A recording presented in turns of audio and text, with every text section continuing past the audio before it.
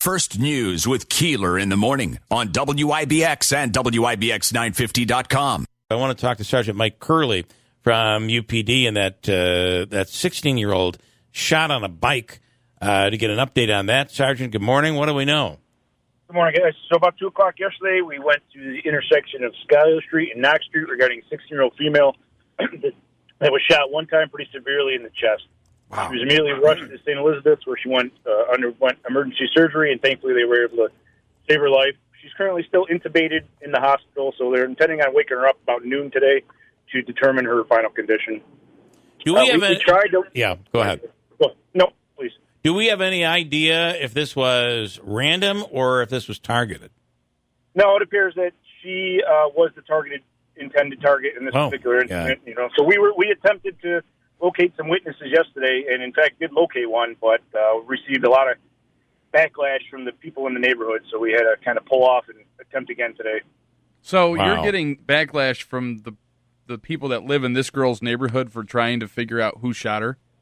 Yeah, I mean, I just wanted to highlight that point, that we went and spent most of the night trying to locate a direct witness who was with this female, and upon attempting to speak to her, our officers were accosted, they were threatened, they were yelled at, told them that we weren't going to speak to this party. So it makes our job kind of difficult when those in the immediate vicinity are not willing to cooperate or allow those who witnessed it to cooperate with us. Mohawk Valley Crime Stoppers is a great option here, in that you can anonymously report something. No one will know.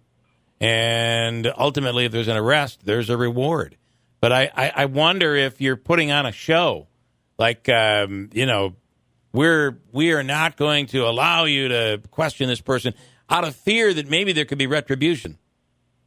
It's certainly very real, and we understand that. And a lot of our investigations, unfortunately, have become electronic. It's a lot of surveillance video. It's a lot of cell phones, instead of the victim witness interview. So we'll mend with the times, but we need the help of everybody. And we're certainly here to partner with them. A 16-year-old girl, so there's a dispute that has been, the resolution in that dispute was getting a gun and shooting a girl riding a bicycle in the chest. I mean, what in the hell is going on here? Yep, that's absolutely the truth, Bill. Wow. No doubt about it. All right, so we'll know more, I assume, in the next 24 hours, we hope. Absolutely. As soon as we know more, we'll release it so everyone has an idea. All right, Sergeant. Thanks so much. We appreciate it. Thanks. Sergeant Mike Curley with UPD. What is going on in this world?